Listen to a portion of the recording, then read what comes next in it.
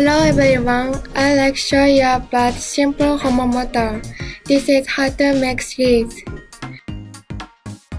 Bend the copper wire.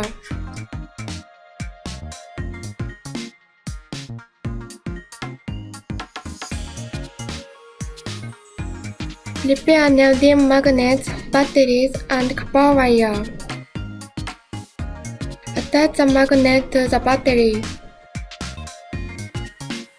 Touch the bend coil. If it is not stable, adjust the shape of the copper wire.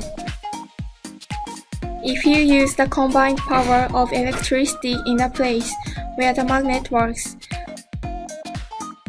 the force works on the object and the object moves. It is the motor that uses this to move. The power plant that delivers electricity to everyone's house also has this property. I am using it. Be careful because it gets hotter if you use it for a while.